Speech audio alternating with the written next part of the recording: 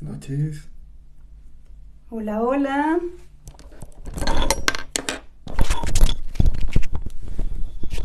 Hola, hola.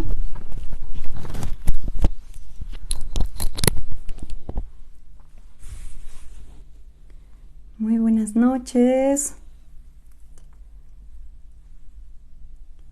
Estamos en la sesión de Multiverso de Sentidos con el tema del mes de hoy, que es la rebeldía que sana. Ya estamos por acá esperándolos.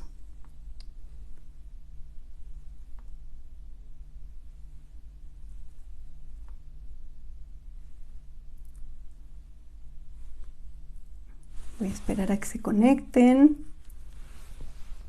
que nos puedan acompañar. Nos va a encantar poder contestar sus dudas, preguntas, leer sus comentarios.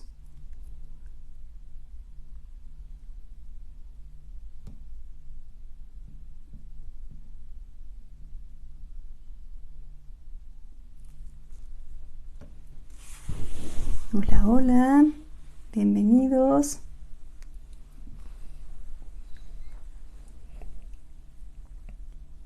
El día de hoy, seguimos en este mes, ¿no? Que estamos trabajando la sana rebeldía, y hoy vamos a hablarles un poquito desde la mirada sistémica, transgeneracional, y desde una mirada cultural, ancestral, cómo podemos entender este tema, sus implicaciones, su importancia también.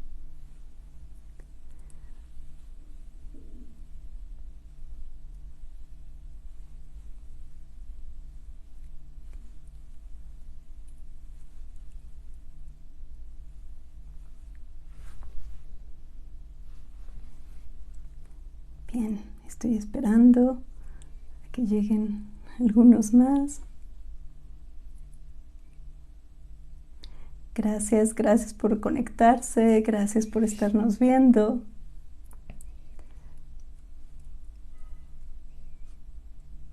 Y bueno, por si alguien no nos conoce, yo soy Laura Galloso, estoy con Miguel Ángel Cárdenas.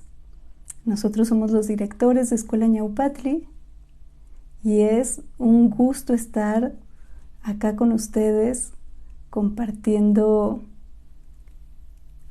este live, esta información. Y bueno, a lo largo de este mes, ¿no? El tema de la rebeldía nos ha movido, ¿no? Desde entender. En el primer videíto de este mes vamos a ver un poquito qué ocurre, por qué a veces no se forja, digamos, ¿no? Esta capacidad de revelarnos, de buscar nuestra individualidad. Y también vamos a ver en el segundo videíto el tema mítico, ¿no? Con este gran mito que nos contó Miguel Ángel, en donde podemos incluso vernos reflejados, ¿no? Ver un poquito del reflejo de nosotros en esta historia. Y bueno, ahora nos toca hablar de la parte sistémica, de la parte ancestral. Y cuando pensaba qué les voy a compartir de este tema, dije, es que la rebeldía, aunque tiene mala fama, ¿no? Porque generalmente lo utilizamos para decir, ay, es que es muy rebelde, como en un tono un tanto negativo, ¿no? Como una cualidad que nos cuesta trabajo recibirla como algo bueno. Pero cuando pensaba en este tema, me di cuenta que mucho de poder ir hacia algo nuevo, ¿no? Hacia una forma distinta de concebirnos, de vivir, tiene que ver con nuestra capacidad de revelarnos. Y si vemos un poco en la parte sistémica, familiar, las familias, todas las familias de nosotros tienen reglas. Y vamos a ver familias en donde hay reglas explícitas y en donde hay otras reglas que son implícitas, no se verbalizan, no se comunican como tal, pero sí de alguna forma sabemos, ¿no? O inconscientemente están dando la pauta de algunos comportamientos que podemos tener en la vida. Entonces, por ejemplo, hay familias en donde hay reglas explícitas que son, digamos, buenas, ¿no? Que buscan nuestro bienestar. Hay otras reglas que tienen que ver con cuidar una imagen familiar, ¿no? Y que son explícitas, ¿no? Es algo que se nos pide cumplir para ser parte de este sistema, digamos, para estar en buena armonía con la familia. Hay muchas veces dentro de estas peticiones o estas reglas anhelos de algunas cuestiones que mamá y papá no lograron. Y están ahí, ¿no? Como marcando parte de lo que se espera que nosotros completemos o logremos en la vida.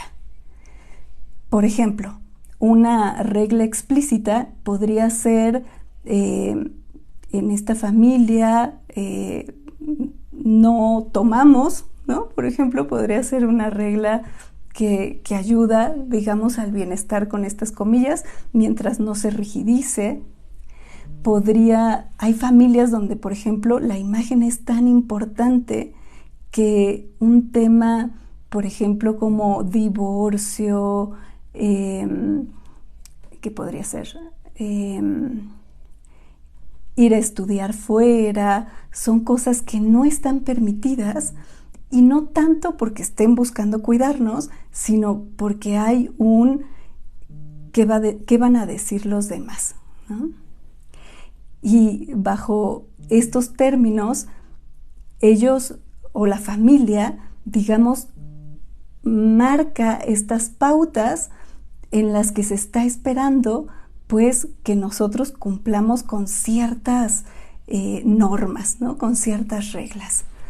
A veces, por ejemplo, puede estar el anhelo de mamá y papá de lo que no completaron, ¿no? Y haber una exigencia hacia nosotros de lograr un objetivo que a ellos les hubiera gustado alcanzar. Y si nosotros nos quedamos, digamos, en esta armonía con el sistema, pues vamos a cumplir con todos estos roles que de alguna forma se nos impongan. Y muchos de ellos, como les decía, ¿no? Pueden ser a favor de nosotros en el sentido en que cuidan de nuestro bienestar, y muchas de ellas podrían ser limitantes. Si pensamos, por ejemplo, en las reglas que no son explícitas, ¿no? Porque ahorita mencioné las que son explícitas, las que se nos dicen claramente y es un tema acordado de lo que se espera de nosotros. Pero hay otras reglas que no son explícitas, que en constelaciones familiares llamamos mandatos, y que buscan de alguna forma la sobrevivencia del sistema, de la familia, pero a través de conductas o lineamientos que se establecieron por la vivencia de un miembro anterior. Entonces, estos mandatos, aunque buscan la sobrevivencia, no siempre están actualizados. Estas reglas no explícitas sería, por ejemplo, aquella donde las familias podrían decir las mujeres más vale solas, ¿no? Todos los hombres son infieles. Y no es que te digan nunca te cases, pero sí estamos todos bajo este entendido, ¿no? Y todo parte de alguna vivencia que tuvo alguna abuela, alguna bisabuela, donde esto ocurrió, ¿no? Y donde se estableció este mandato en el que las mujeres se vuelven mujeres muy fuertes, muy independientes, para no verse vulneradas al estar, digamos, ¿no?, en la pareja estando en pareja con algún hombre. Hay otros mandatos que, por ejemplo, dicen, ¿cómo va este del dinero? ¿No? Más vale pobre. Bueno, hay familias, ¿no?, en donde ser pobre va ligado a ser honrado, por ejemplo. Pobre pero honrado. Pobre pero honrado, ¿no? Y de alguna forma está el lineamiento no explícito, porque no es que te digan no hagas riqueza, pero donde tú sabes que si lo haces serás visto como alguien que no es honrado. Y alrededor de todos los temas que nos podamos imaginar, la familia tiene sus reglas. No todas son, digamos, limitantes, ¿no? Muchas de estas reglas funcionan bien, nos cuidan bien y nos impulsan bien. Pero otras de ellas tienen esta característica, en donde si nosotros nos mantenemos leales a estas reglas, a estos mandatos, podría limitarse nuestra experiencia. Y Bert Hellinger decía que mientras nosotros obedecemos las reglas del grupo, nos mantenemos en buena conciencia, incluso si van en contra de lo que individualmente estamos buscando, ¿no?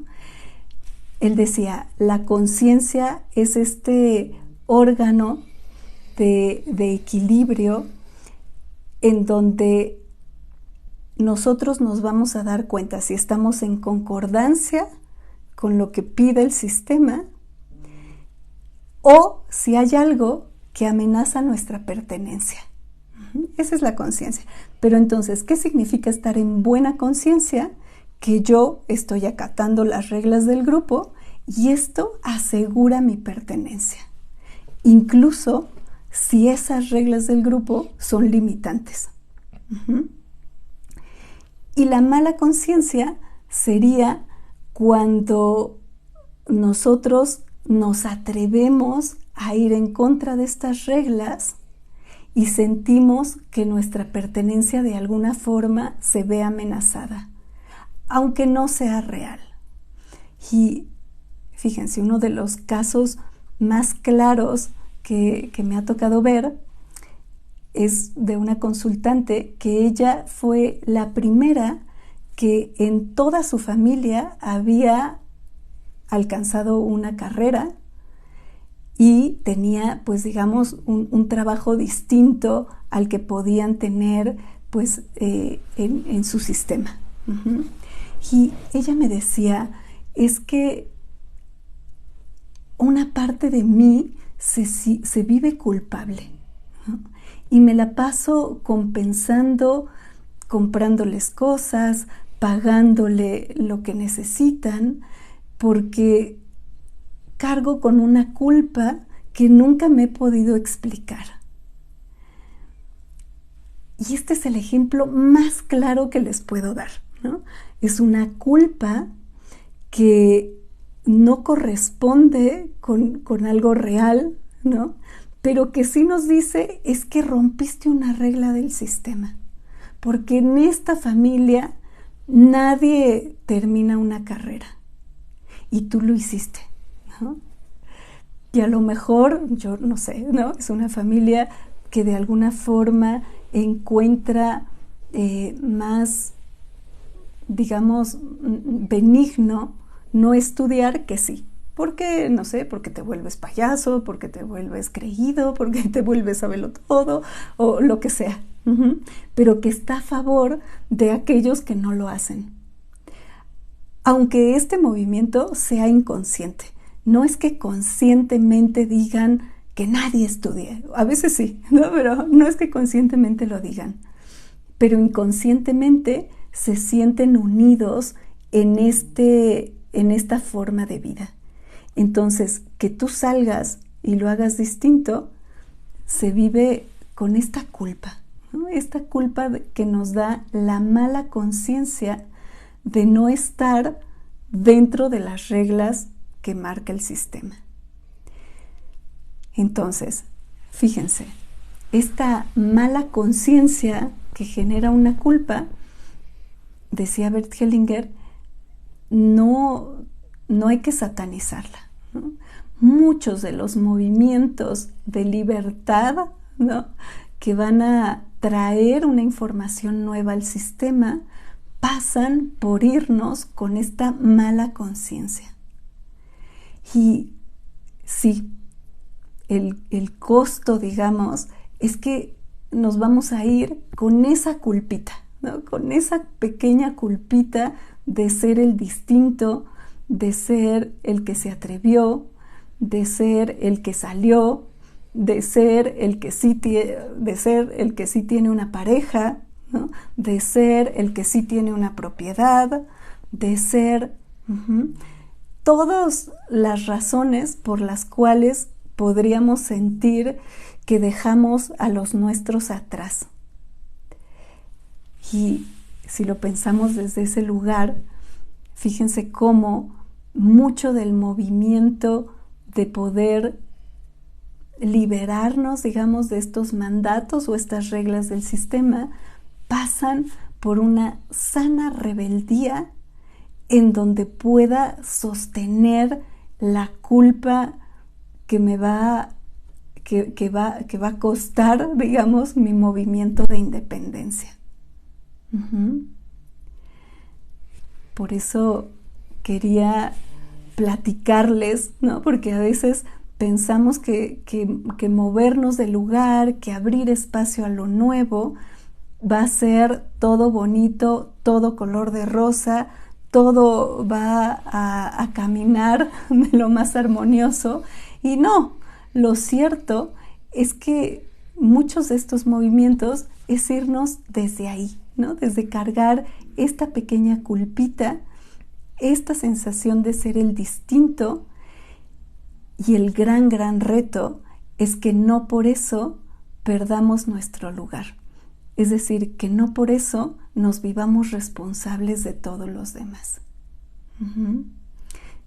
Porque lo hacemos un poco en voz de sanar esta culpita, ¿no? Y esa culpita hay que sostenerla, ¿no? Si no, nos invita a desajustarnos nuevamente en el sistema. Así que quisiera invitarlos a revisar cuáles son estos temas limitantes en mi sistema. De alguna forma,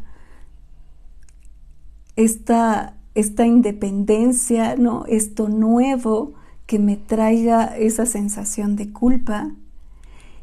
Y los invitaría a mirar cómo estoy sosteniendo esa culpa o cómo he querido compensar para no sentirme, pues, digamos, el malo o el diferente. Me va a encantar leerlos por ahí, si tienen dudas, preguntas. Ahora Miguel nos va a completar muy bien esto que les estoy contando. Entonces, chicos, miren, Lau nos ha transmitido un poquito desde el punto de vista sistémico el efecto, la acción de la rebeldía. Cómo la rebeldía luego tiene una reacción, cómo genera también una culpa, es decir, hay un precio por la rebeldía, ¿no? Ahorita les voy a hablar un poquito abriendo un poquito el panorama, no solo de lo familiar, sino de lo cultural, es decir, ya hablando incluso de ámbitos civilizatorios, ¿no? ¿Qué significa esa culpa? Pero miren, es casi muy parecido, y van a ver, con lo que Lau nos narra en los ambientes familiares. Mire, un concepto muy parecido a lo que Lau nos dice entre buena conciencia y mala conciencia, ¿no? Sin que, miren, tiñemos, la mala conciencia sería la del rebelde, la del diferente, la del distinto, ¿no? La que trae el cambio y transformación. Es decir, la que dice no puede haber algo inmutable, es decir, no he nacido solo para repetir a mis papás, o para repetir la cultura, o para repetir esta sociedad. Hay algo en lo profundo mío que siente que esto no está bien, que esto me lastima, que esto me invade, que esto me ensucia, que esto no me libera, me esclaviza en lugar de hacerme libre, ¿no?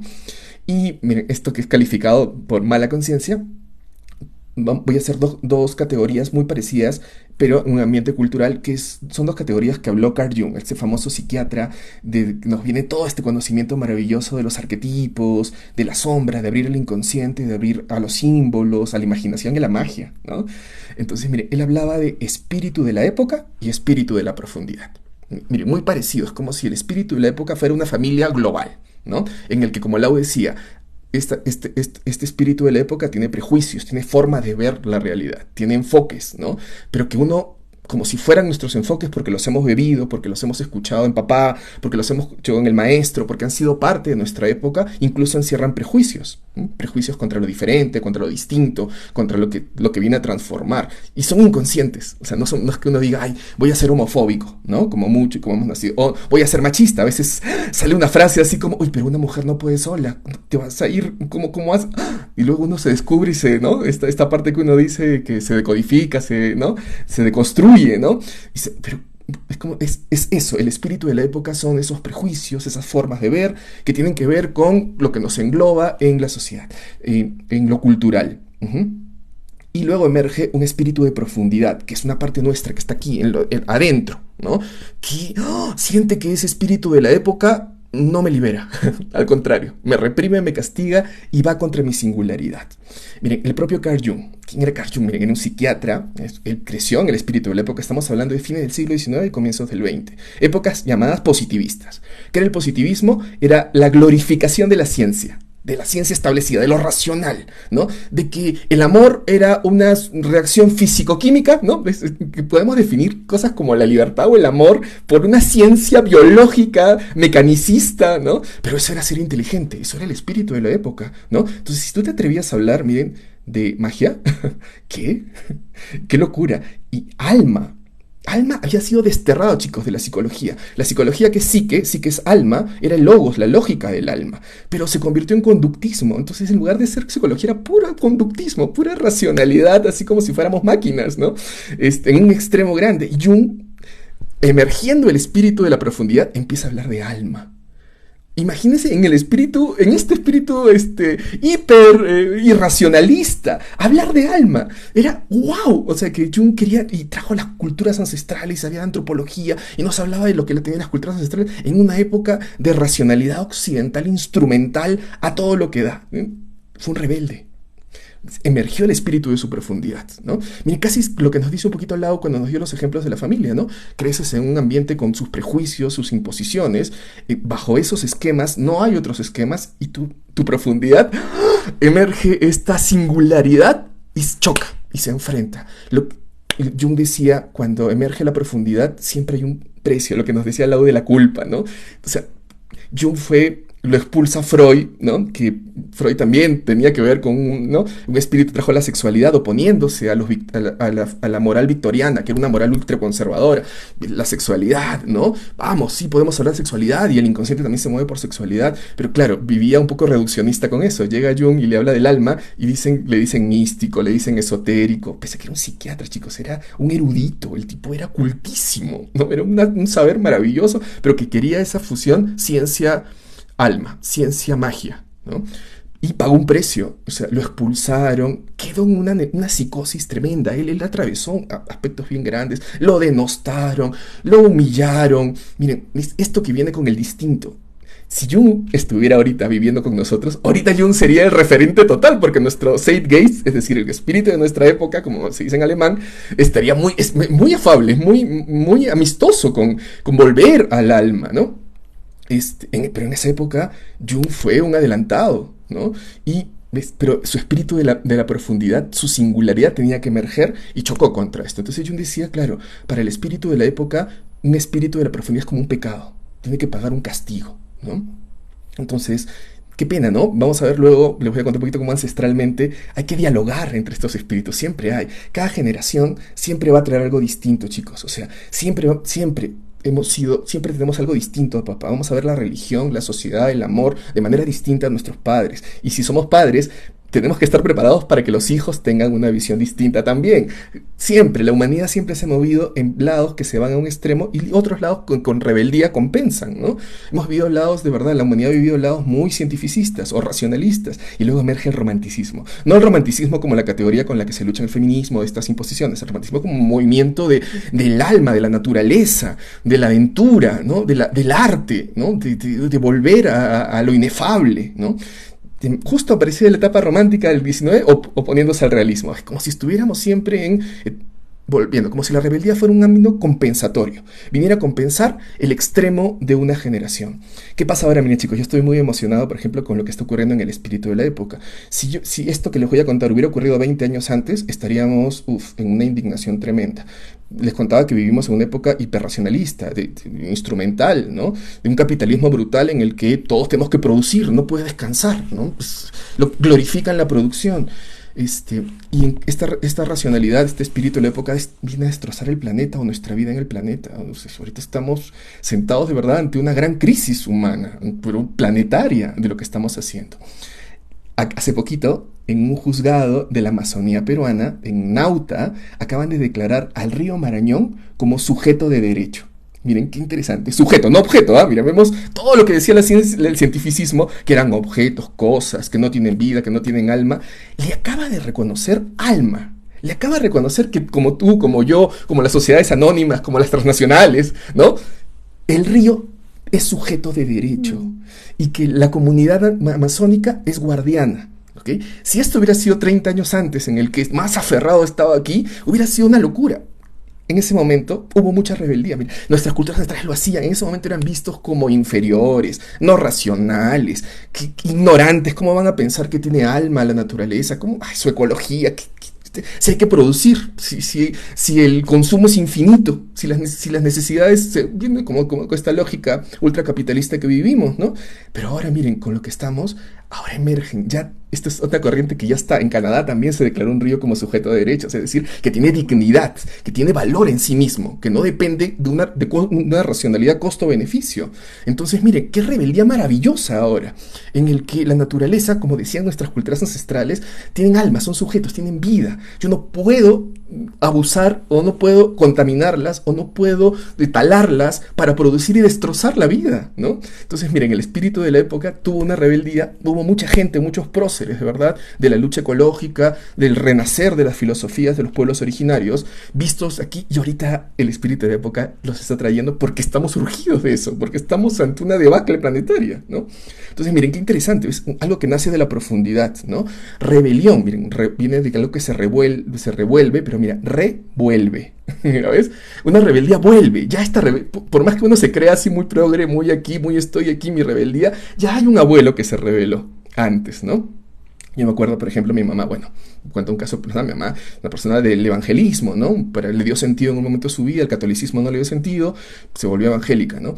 A mí esa no me llegaba al corazón desde joven. Entonces, si ustedes me conocen, han visto esto de aquí, yo amo las culturas ancestrales y originarias, amo el alma de la naturaleza, he vivido en culturas amazónicas, amo a los andinos, con los tibetanos he estado aquí, en Mesoamérica también, amo las culturas ancestrales de México, y era mi rebeldía contra ella, contra ese orden establecido. Pero luego, miren, rebelión, revuelta, vuelve algo.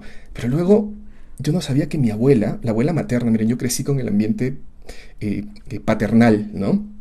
De la familia de papá, que es familia costeña. Les cuento a los que no son de Perú. En Perú hay la parte de la montaña y la parte de la costa, y la costa de Lima siempre ha sido muy racista, ¿no? Siempre ha sido impositiva contra esta gran sabiduría andina por estos prejuicios coloniales que todavía viven en las mentes de las personas, ¿no?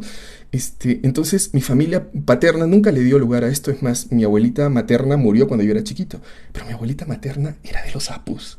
Y miren, yo a los 30 y tantos, o sea, me empecé a dar cuenta por qué yo estaba emergiendo esta rebeldía contra esta cosa establecida, ¿no?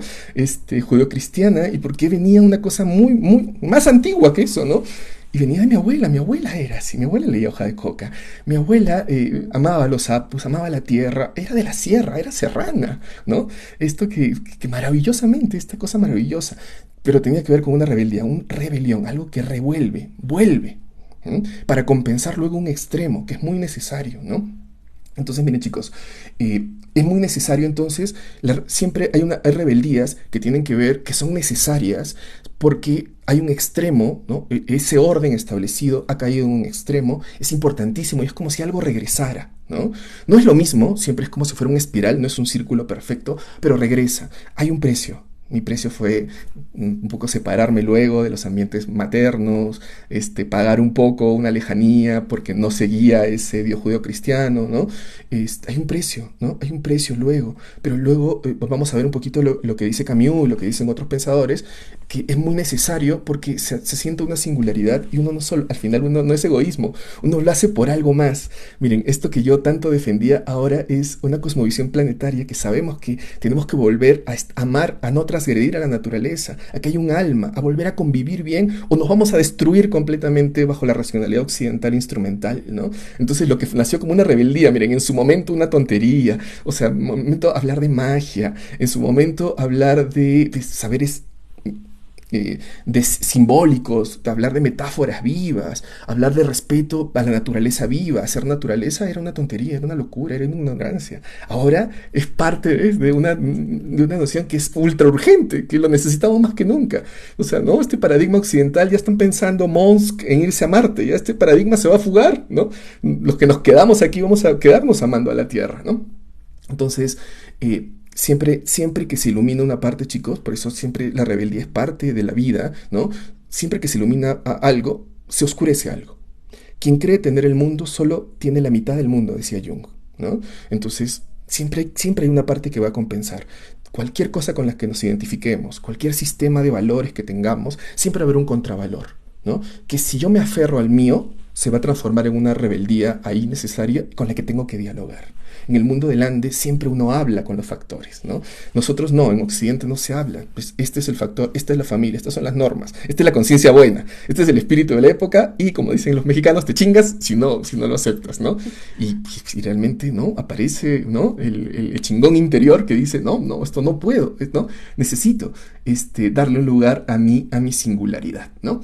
Pero sí, toda rebeldía también involucra transitar una incertidumbre, ¿no? Claro, es evidente, ¿no? Es un orden que ha tenido un sentido, como dice Lau, no es que haya sido malo, ha tenido sus frutos, ha generado orden, cuidado en algún momento, pero se ha anquilosado, está viejo, está oliendo mal, ya no da sentido. Ya no da sentido, ¿no? Hablar esto que hablábamos, ¿no? Ya no da sentido ahorita, hablar de que nosotros somos los dueños de todo, ¿no? Y de que somos los superiores, ¿no? Humildad, chicos, como dice ahora las culturas ancestrales, somos uno más, hay otras dimensiones, hay otras informaciones, ¿no? La naturaleza tiene otros espíritus, las estrellas tienen otra forma de decirnos y están vivas, ¿no?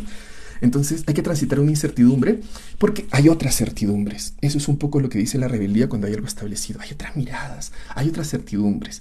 Es algo que se conoce como saberes contrapuestos. Abrirnos a la rebeldía sana, como decíamos, es abrirnos a saberes contrapuestos, a sabernos abrir a contrasentidos, a contracorrientes. Hay algo que se llama lo contraintuitivo. ¿Qué es lo contraintuitivo? Miren, chicos, que es una forma también de fluir con una rebeldía sana que todos tenemos. Es lo que va contra el sentido común, lo que les decía, ¿no? Hay un sentido común, ¿no? Yo me acuerdo, chicos, que en Perú también, les voy a hablar un poquito de una historia, habían una pareja que se perdió, Ciro y Rosario, fueron muy famosos en el ambiente peruano, se perdieron en el Valle del Colca, fueron a la montaña, se perdieron, ¿no? Me acuerdo que un reportero llegó, así entrevistó a una señora en el mercado que tenía hoja de coca, y así como en esas burlas que tienen y le dicen, señora, a ver, ¿qué dice la hoja de coca? ¿No? Y la señora le dice, yo lo escuché, estuvo aquí, a ella la van a encontrar pronto, a él no, ¿no? Y dice algo más, ¿no? El tipo se burla, se va, y ocurrió tal como lo dijo ella. O sea, a ella la encontraron, a él tardaron muchísimo, ¿no? En decir, ¿cómo es ese misterio? ¿A qué se abre ese misterio? Es contraintuitivo. La sociedad dice, es que ignorante, estás abriendo unas vías preguntando a estas alturas de la vida por adivinación o por esto.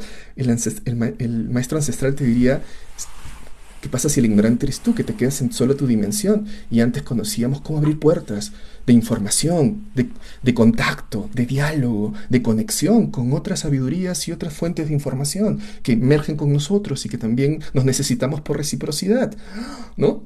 Miren qué interesante, ¿no? Contraintuitivo, ¿no? Lo contraintuitivo. Muchas veces también hemos sido contraintuitivos sin querer. ¿No les pasa que la lógica dice que hay que buscar con pasos? ¿No les pasa que cuando han perdido una llave y no la encuentran y luego sueltan buscarla y la encuentran, ¿no? Se llama desenfocar, ¿no? Uno dice foco, ¿ves? La cultura dominante, ¿no? Es foco, enfócate, ¿no? Incluso vamos contra el distraído, ¿no? Vamos, déficit de atención, ahora hemos patologizado y psiquiatrizado todo eso, ¿no? Vamos con todo.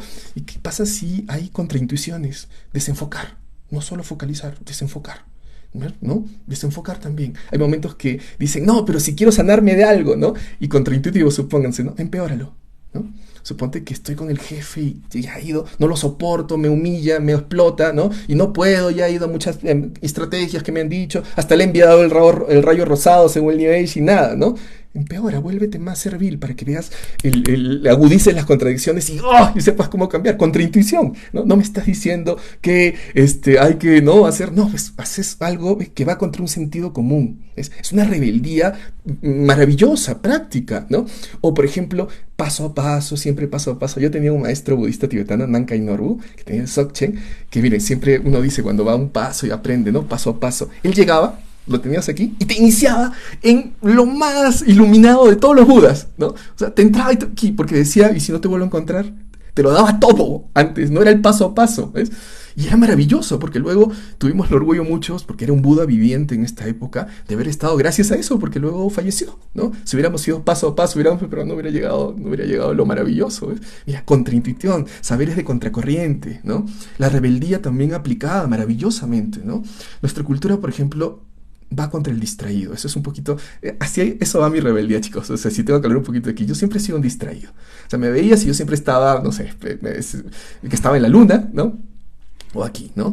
Para mi papá yo era un inútil. Esa palabra inútil me dolió muchísimo cuando yo era muy joven, ¿no? Inútil, ¿no? Pues yo vivía como en otros mundos, pero luego era como muy, a la hora que tenía que aplicar cosas, era de pronto, ¿cómo lo hiciste? ¿No? ¿Cómo eras el primero de tu salón si no eres el estudioso que se devora, ¿no? Que estaba ahí con el profesor? ¿Cómo podía ser luego el primer puesto en todo, ¿no? Es que siempre para mí fue que yo estaba atento a cosas que otros no estaban atentos, ¿no? Yo tenía un mundo en el que me fascinaban las sincronicidades. Entonces, si tenía que hacer, yo fui periodista 13 años, un artículo, me importaba desde abrir un libro al azar, desde lo que escuchaba en el taxi, desde la música que justo escuché, y a la hora que escribía mi artículo, mi crónica periodística, mi crónica literaria, y luego la gente leía eso y parecía rigor, parecía bien lógico, ¿no? Pero no era mi sistema, yo no era lógico. Yo era alguien contraintuitivo, era alguien de distracción, ¿no? Entonces, Octavio Paz, en el Arco y la Lira, por ejemplo, a este rebelde distraído decía, miren, él decía, el distraído se pregunta, ¿qué hay del otro lado de la vigilia y de la razón? Miren, qué interesante. La distracción quiere decir atracción por el reverso de este mundo. Qué interesante, ¿no? Decía, miren, cuando hizo un prólogo decía, el distraído no es un indiferente, al contrario, se siente atraído por las 10.000 cosas que según los chinos componen este universo. Está atento a otra cosa, el distraído se pasea por el mundo. Hay una acción de vagabundear, un vagabundeo rebelde maravilloso frente a esta cultura de la matemática y la concreción y el resultado y la eficacia y el costo-beneficio, ¿no? El distraído decía, no es que no le interesen las cosas, es que le interesa todo, ¿no? Qué interesante, miren, abrirnos a esta parte de de una rebeldía poética, una rebeldía muy necesaria, ¿no? Ahora se habla de neuroplasticidades para poder entender a lo distinto, ¿ves? Lo distinto, no lo que está en un orden establecido, ¿no? Muy importante. Para terminar, hay un libro que ha marcado mucho la parte cultural, sobre todo en épocas de los años 60, en épocas justo de un zeitgeist, un espíritu de la época muy rebelde, muy combativo, ¿no? Mayo del 68, por ejemplo, ¿no? Salíamos de la década del 50, que era una década ultra conservadora, en que los hijos tenían que parecerse a sus padres. Y tú veías las fotos, ¿ah? Estaba el hijo y estaba el papá igualito, vestido igualito, la misma religión y todo, algo bien establecido. Emergen los 60, épocas maravillosas, ¿no? Mayo 68, prohibido prohibir. Paradoja, ¿no? La imaginación al poder. ¿Cómo? ¿Qué? ¿No? ¿No? Tras el piso está el bosque, ¿no? Uf, tras el piso está el bosque, tras tu artificialidad está lo más salvaje y libre. Miren, qué interesante. Ahí, en ese contexto emerge el gran Albert Camus, que era un existencialista, también un gran rebelde, ¿no? Él fue discípulo de Sartre. Sartre, un existencialista también, comunista. Parte de la época de los artistas en ese momento era ser comunistas. Él, que era un libertario, alguien que no es que fuera derecha, era un anarquista, ¿no? Sale, se revela frente a eso, no puede soportar, va contra su singularidad. Y escribe un libro maravilloso que se llama El hombre rebelde, que se los recomiendo muchísimo. Es un libro de cabecera, ¿no? Es un libro que me gusta, ¿no? Y el libro empieza con esto. ¿Qué es un hombre rebelde? ¿No? Decía, un hombre que dice no. Primero, miren qué interesante, decir no. No es un límite. ¿No? Es alguien que sabe decir no. Entonces, si pone límite, quiere decir que había algo que lo invadía, ¿no? Que le invadía y le generaba intolerancia, ¿no? Que no lo podía soportar, o sea, que es invadido insoportablemente, ¿no? Entonces, alguien primero que dice que no. Miren, lo segundo que dice Camus del hombre rebelde, ¿no? Pero negar no es renunciar, ¿no? Es también un hombre que dice sí en su primer movimiento, que también es afirmativo. Ese no es afirmativo, ¿por qué? Porque se está afirmando él, ¿no? O sea, a la hora de decir no a tu límite, él dice, es valioso mi límite, lo que hay dentro de mi límite, ¿no? Hay algo digno aquí, hay algo que es mío propio que no puedo renunciar, ¿no? Entonces, entonces hay una y luego dice este hombre rebelde que atraviesa decir no porque pone límite, ¿es? Ante algo que lo invade, que lo posee, ¿no? Dice no, que dice este límite que está dentro es mío, ¿no? Yo quiero ir, no quiero vivir con lo intolerable, ¿no? Luego pasa una certidumbre confusa, decía, ¿no? Miren qué interesante esta lucha de certidumbres, claro, porque hay una parte que se revela, hay que atravesar, como nos decía Lau también, esa parte que cuando nos narró de este chico que dice, no, ahora yo quiero estudiar, pasa un rato en que el sistema te condena, pero tú quieres buscar tu certidumbre, te confundes, ¿no? Pero dice, este hombre rebelde, decía Camus, mira, y es textual, de alguna manera y en alguna parte tiene la razón. Tiene su razón, le está dando la razón a algo esto que Jung llamaba a su espíritu de la profundidad, ¿no? Entonces, no es negativo, es afirmativo de su frontera. Quiere conservar esa frontera. Tiene una adhesión fiel a una parte de sí mismo que él sabe que tiene la razón, que tiene un deseo, que tiene un juicio, que tiene un valor necesario, ¿no? Entonces él decía, toda conciencia nace de una rebelión. ¿Ves? Conciencia que es el momento en que uno dice correcto o incorrecto, preferible o no preferible, ¿no? Gozo o frustración, ¿no? Y hay que romper viejas frustraciones, viejas nociones de gozo, viejas correcciones que no son las nuestras, ¿no? Lo que es correcto en una época, en la siguiente no, ¿no?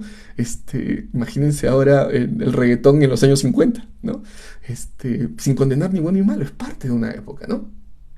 Cuando este rebelde dice, se encuentra una resistencia brutal del sistema, de la familia o del sistema, pasa una etapa, claro que sí, también, en que responde a esa resistencia y está en el todo o nada. ¿No les ha pasado así? Todo o nada. Me largo entonces, ¿no? Me largo. No soporto esta casa, no soporto este papá, no soporto esta familia. Me largo con lo mío, ¿no? Antes morir del pie que vivir de rodillas, ¿no? Es como, pues, emerge esa parte como muy rebelde que está ahí, ¿no?